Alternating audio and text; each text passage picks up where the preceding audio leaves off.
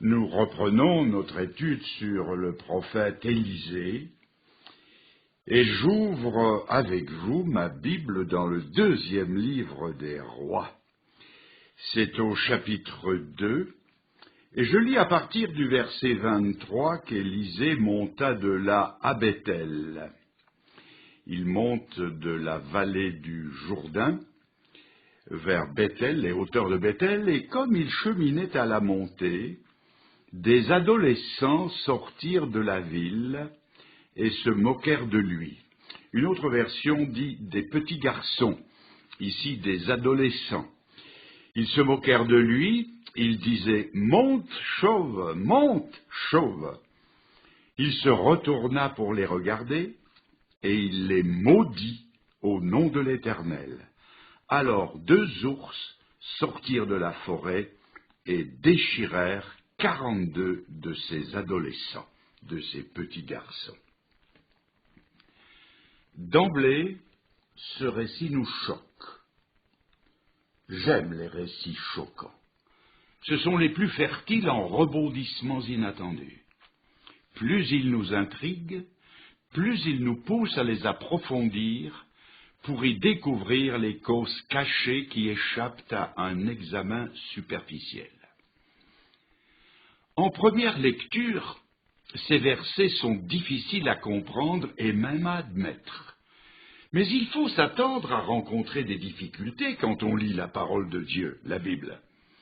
Une intelligence limitée comme la nôtre ne peut pas prétendre sonder à fond la pensée d'un Dieu infini. La Bible serait-elle encore la parole de Dieu si nos petits esprits pouvaient la sonder à fond?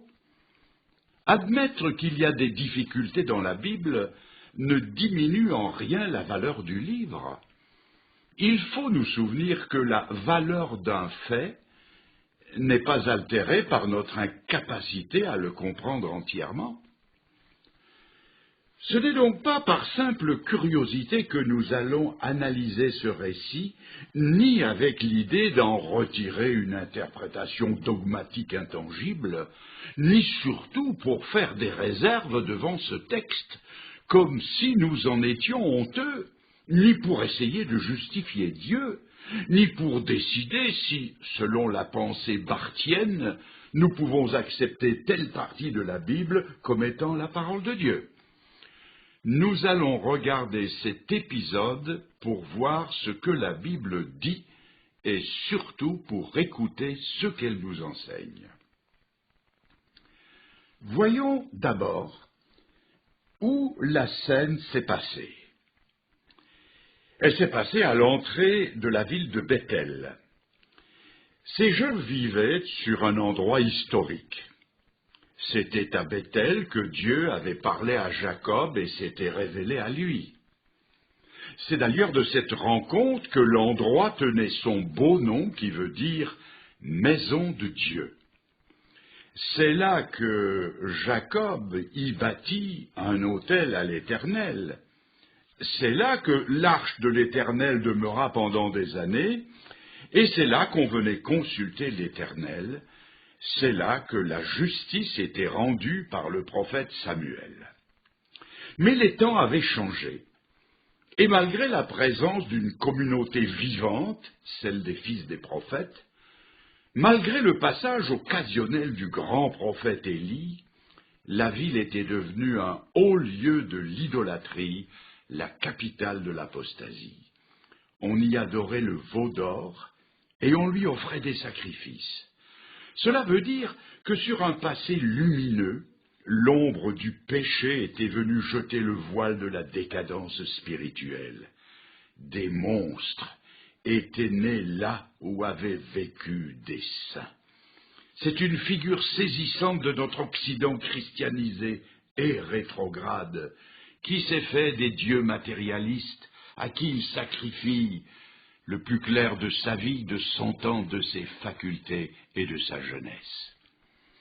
Et c'est ce monde-là, le nôtre, qui a enfanté une génération aux appellations très variées. Blouson noir, beatnik, hooligan, hippie, punks, marginaux et contestataires de tout poil. Celle qui devrait être la plus reconnaissante est la plus ingrate. Celle qui devrait être la plus respectueuse est la plus irrespectueuse. Les héritiers de la piété sont devenus les champions de l'impiété. C'est devenu le monde de la frénésie et du désespoir, celui de Bonjour tristesse de Sagan. C'est le monde des films intitulés Fureur de vivre, ou L'occultiste, ou L'outrancier, la dernière passion du Christ. C'est le monde de l'absurde d'Albert Camus. Un écrivain disait récemment: c'est une jeunesse révoltée qui se déchaîne en un vandalisme aveugle, spectaculaire, froidement calculé, fonçant à travers tout. On vole des voitures qu'on lance vers le précipice pour n'en sauter qu'au dernier moment. Cela ne se passe pas que dans les films. On nous dit que dans l'entourage d'une romancière française, on s'amuse à se ruer en voiture l'un vers l'autre et à s'éviter de justesse. D'autres brûlent délibérément des feux rouges en un quitte ou double insensé. À Stockholm, des centaines de jeunes gens ont, durant 3 heures, saccagé les vitrines, renversé, brûlé les voitures, arraché les grilles du marché, attaqué la police. Chez nous, un pas de plus dans la violence a été franchi ces derniers temps. Les 3 heures sont devenues 3 semaines. Un peu partout, la frénésie de la musique hard, les bagarres dans les discothèques, la violence dans les stades, ne sont-elles pas les symptômes du même mal? Mais voici ce qui nous bouleverse et pose un problème inattendu, ahurissant. Ces jeunes ne se révoltent contre rien ni personne, c'est la violence pour la violence, besoin d'affirmer son audace, de défier la mort, ivresse des jeux absurdes, toujours, élan irrésistible d'une force inemployée, désir de se sentir vivre, de se dépenser, d'aller jusqu'au bout de soi-même, de se dépasser, fureur de vivre. Et comme on ne sait au service de quel idéal mettre son audace et sa force, comme on ne sait pour qui ni pourquoi se dépenser, risquer sa vie et donner sa pleine mesure, on se bat pour rien, on tue et on se tue, mais pour personne. Cette fureur de vivre est le mal d'une jeunesse dont on a vidé l'âme. C'est l'expression d'un désespoir infini, d'une faim et d'une soif auxquelles on n'a rien offert, d'un appel auquel personne n'a répondu. Le drame de ces jeunes est d'ordre moral, spirituel. Ils ont besoin de beaucoup plus que d'argent, de confort et de plaisir. Leur violence est le cri de leur détresse. Pour tous, elle est un grave avertissement. La jeunesse, a-t-on dit, est faite pour l'héroïsme. Il faut donc lui montrer des sommets, mais aussi la route dure qui y mène. La plus urgente de nos responsabilités, c'est de donner aux jeunes des raisons de vivre. Un maître à aimer qui demande tout et à qui on est capable de tout donner. Ce maître, nous le connaissons, il n'y en a pas d'autre. C'est celui qui affirme « Je suis le chemin, la vérité et la vie ». Voyons maintenant qui étaient ces petits garçons. La version révisée anglaise de la Bible met en marge de son texte des jeunes gens. Le commentateur Scofield, dans ses notes, traduit le mot hébreu par « adolescent » et le justifie en disant que le même mot est utilisé pour Joseph, alors âgé de 17 ans, pour Benjamin, pour Absalom et pour David, jeune adolescent qui gardait les troupeaux de son père. Salomon, âgé de 20 ans, emploie le même terme et déclare n'être qu'un petit enfant. Ces jeunes gens me semblent être ce qu'on appelle en anglais les teenagers, ou en français le club des moins de 20 ans. En tout cas, le texte nous apprend qu'ils ne sont pas seulement des jeunes garçons quant à leur âge, mais des gamins quant à leurs actes. Or, les choses de Dieu sont trop sérieuses pour s'accommoder de gamineries. Il faut en plus remarquer que les quolibets qu'ils ont lancés à la tête d'Élisée n'étaient pas improvisés. Ils étaient mûrement réfléchis, ils étaient l'expression d'une attitude déterminée. Si le crâne luisant d'Élisée a pu sur le champ leur inspirer une certaine loufoquerie, il n'en était pas ainsi de la première partie de leur insulte. Le coup était prémédité. Où avait-il appris ces choses, sinon dans le foyer, à la maison? On en avait fait des gorges chaudes autour de la table familiale, et il s'est alors passé ce qu'a dit Jérémie le prophète: les parents ont mangé des raisins verts, et les dents des enfants en ont été agacées. Que doit-on attendre des enfants de ceux qui font une moquerie des choses sacrées? Si le juste se sauve avec peine, nous dit l'apôtre Pierre, qu'en sera-t-il du méchant? Si le bon exemple des parents ne suffit pas toujours pour maintenir les enfants sur le bon chemin, que dire là où l'exemple est franchement mauvais? N'oublions pas que ce sont les responsables d'Égypte qui ont péché, et ce sont les premiers-nés qui ont écopé. C'est ce qu'on appelle la loi de la solidarité. Voyons encore un autre trait de caractère. Ils avaient besoin d'être beaucoup pour être braves. Ils avaient la bravoure du nombre. Ils devaient être au moins 42 pour insulter Élisée. Seuls, ils n'auraient pas osé. Cela dénote un manque total de courage individuel. Prenez-les séparément, c'est dur, et ils deviennent des mous. On sent très bien que la noirceur, elle est ailleurs que sur leurs blousons, leurs vêtements, elle est dans leur cœur. Elle déteint sur leurs sentiments et sur leur façon d'agir.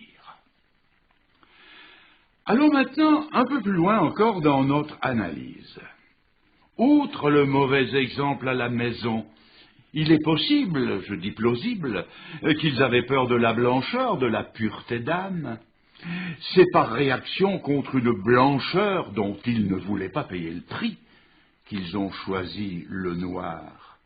Jésus, qui est la lumière du monde, a dit en parlant de lui-même dans le fameux chapitre 3 de l'évangile de Jean: « La lumière est venue dans le monde, les hommes ont préféré les ténèbres à la lumière parce que leurs œuvres étaient mauvaises. » C'était aussi vrai du temps des Actes des Apôtres. La vie des premiers chrétiens était si lumineuse et remplie du Saint-Esprit qu'on n'osait pas se joindre à eux.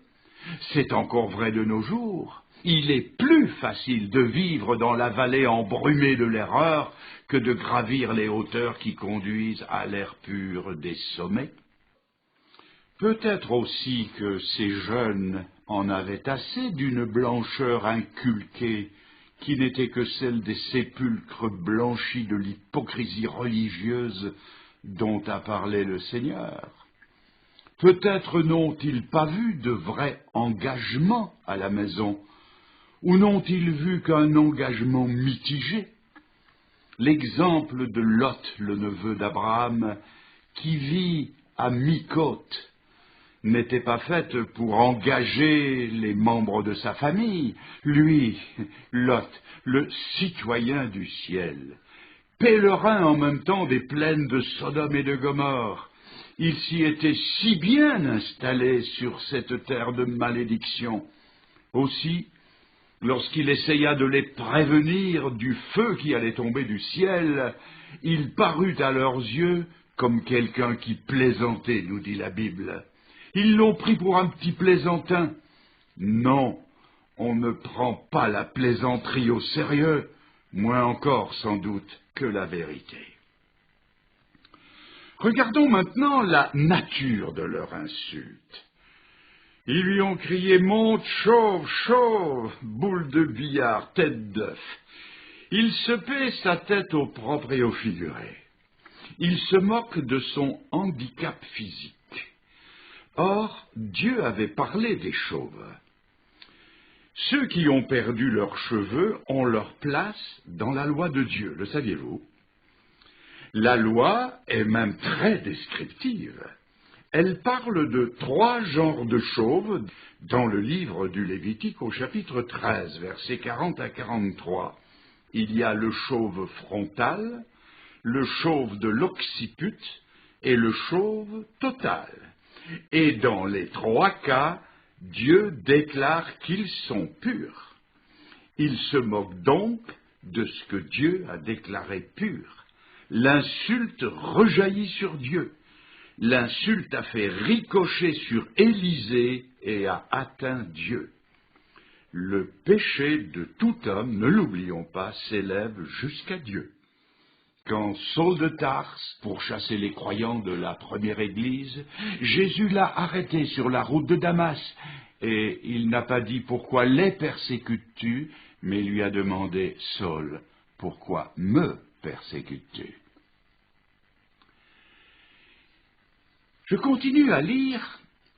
Élisée cheminait à la montée.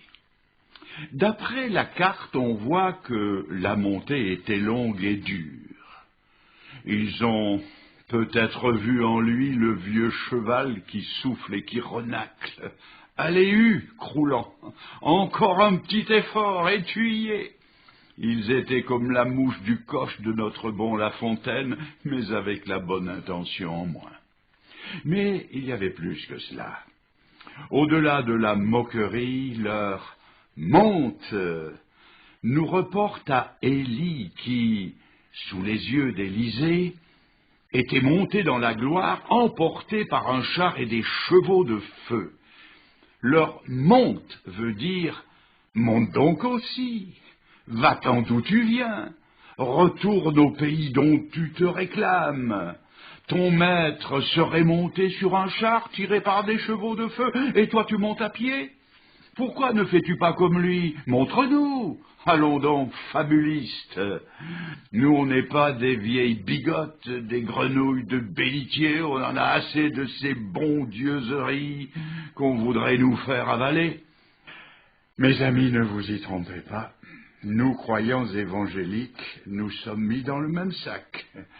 Votre espérance, ou votre croyance, quelle utopie! Monter de la tombe, monter au ciel lors de l'enlèvement de l'Église comme des ballonnets de foire, à d'autres, oh les plaisantins, qui voudraient jouer les cosmonautes évangéliques. Tu es un peu trop dans la lune, mon ami, elle brille un peu trop sur ton crâne dégarni. Comment? Tu dis que ton maître y est monté? Oui, mais ça fait 2000 ans. Et depuis lors, plus rien.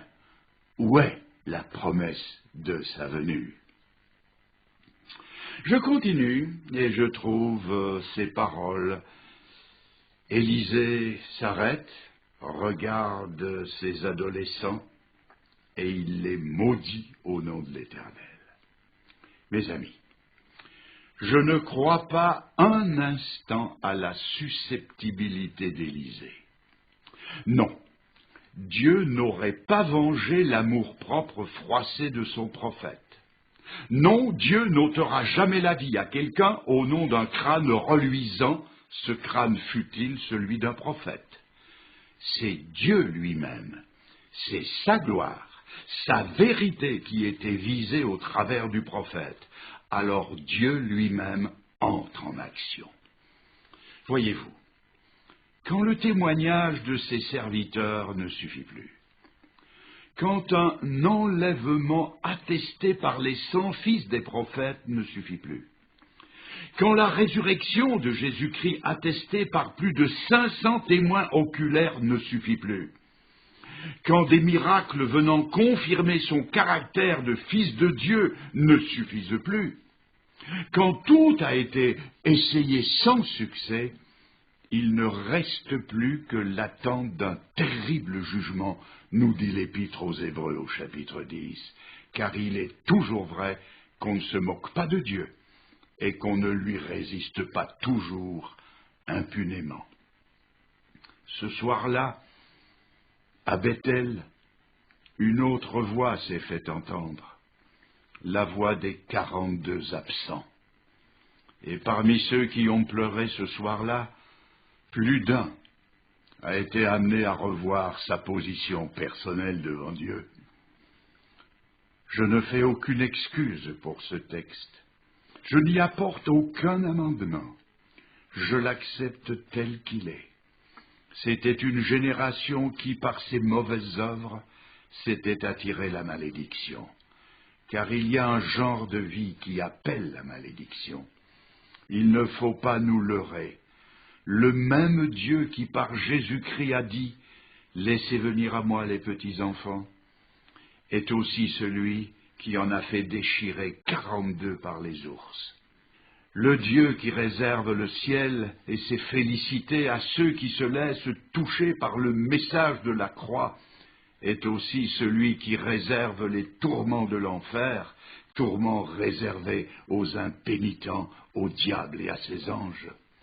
Celui qui s'est inquiété de la salubrité de Jéricho et qui a fait une œuvre sociale en assainissant ses eaux, est aussi celui qui a discerné ce qu'il y avait de monstrueux dans ses péchés d'adolescents et qui les a condamnés. Ne nous faisons pas un Dieu à la mesure de nos sentiments décadents et de notre sainteté boiteuse. Sachons seulement que celui qui a pleuré sur Jérusalem, alors que nous ne l'aurions pas fait, il a aussi maudit les villes de Chorazim et de Bethsaïda. Malheur à toi, Bethsaïda, malheur à toi, Chorazim. Le récit que nous avons lu n'est pas à la stature d'Élisée, il est à la taille de Dieu. Et de peur que nous ne nous attardions trop sur l'homme qui occupe la scène, à peine a-t-il prononcé la malédiction que Dieu l'a fait exécuter immédiatement. Dieu prend à son corps défendant la malédiction. C'est Dieu tout entier qui est dans cette scène. Et la preuve, c'est que si même on suppose que la malédiction est une initiative du prophète, ce qui n'est pas le cas, la sortie des 2 ours ne peut en aucun cas être attribuée au seul Élisée. Mais il s'est sans doute trouvé à Bethel des esprits forts pour expliquer cet accident, entre guillemets, tout en évitant de mentionner le nom d'Élisée et le nom de l'Éternel. On a trouvé des causes naturelles. On a sans doute suggéré que la présence des ours dans la région était due à des conditions climatiques inhabituelles qui les avaient poussés à venir rôder aux abords même de la ville en quête d'une nourriture devenue rare. On a accusé la fatalité. C'est plus facile que de se repentir. De même, les cataclysmes, de plus en plus fréquents, de plus en plus destructeurs qui accablent le monde, sont tant bien que mal expliqués sans jamais faire la moindre allusion à Dieu. C'est beaucoup plus facile et surtout ça n'engage à rien. Car dès qu'on y insère le nom de Dieu, il y a obligation pour l'homme de rentrer en lui-même et de faire le point dans sa vie pour savoir où il en est devant Dieu. Mais pour ceux chez qui il y avait un reste de crainte de Dieu, il n'y avait qu'une explication. Dieu avait parlé. Voyons maintenant la portée prophétique de ce message. Et c'est là un aspect à ne pas négliger. Je ne voudrais pas être un coupeur de cheveux en 4, ni abuser du symbolisme. Je sais et j'affirme qu'on ne bâtit pas une doctrine ou un enseignement solide sur des similitudes. En me servant de l'incidence des chiffres et des images, et je dis bien l'incidence, en me servant de l'incidence des chiffres et des images, on se trouve projeté d'un seul coup dans les temps de la fin, où des moqueurs se lèveront et diront « Où est la promesse de sa venue, de l'enlèvement de l'Église ?» Ces temps se sont rapprochés de nous. Dans les chapitres 11 à 20 de l'Apocalypse, il est aussi question de deux bêtes. Dans notre texte, c'était deux ours. Dans l'Apocalypse, deux bêtes, appelées l'une la bête et l'autre le faux prophète. Et ces deux bêtes vont séduire et embrigader la fleur de la jeunesse occidentale, celle qui n'a pas voulu de Jésus-Christ, celle prophétisée dans le psaume 2, qui se ligue contre l'Éternel et contre son Christ, et qui dit des lois de Dieu et de l'Évangile, brisons leurs liens, délivrons-nous de leurs chaînes. Et nous y retrouvons le chiffre 42, cité nommément. Après 42 mois de moquerie et de sévices contre le peuple de Dieu à Jérusalem, la crème de cette jeunesse sera conduite par ces deux bêtes à Armageddon pour y être déchirée. Je n'en dis pas plus sur ce point particulier, je n'en fais pas un point de doctrine, je le laisse à votre réflexion. Nous posons maintenant une question. Ont-ils tous péri? Je ne sais si les 42 jeunes ont tous péri dans cette pitoyable aventure, mais ceux qui y ont échappé, si toutefois il en est qui y ont échappé, ils en ont gardé des cicatrices toute leur vie. Ne nous y trompons pas, il y a une profanité, une désobéissance à Dieu qui laisse des marques indélébiles.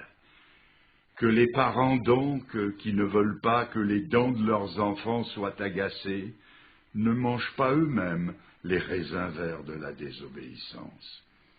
Un appel retentit encore aujourd'hui, que le peuple de Dieu se reconsacre sans réserve au Seigneur Jésus-Christ. Il est notre seul rempart contre des brisements de cœur qui n'ont point de remède. Élisée a dû être très affecté, tant par les insultes qu'on lui a lancées à la tête, que par la sentence qu'il a dû prononcer. S'il y a des larmes au service de Dieu, Dieu a promis de les essuyer, mais en dehors de lui, il n'y a que des larmes sans consolation. Jérémie, lui aussi, a fait l'expérience d'un service dont il aurait voulu sortir, tant était écrasant le poids des prophéties qu'il était contraint de prononcer. Écoutez la plainte qu'il fait monter à Dieu au chapitre 20 et verset 7 de son livre. « Éternel, tu m'as saisi et tu m'as vaincu. Je suis chaque jour un sujet de raillerie. Tout le monde se moque de moi.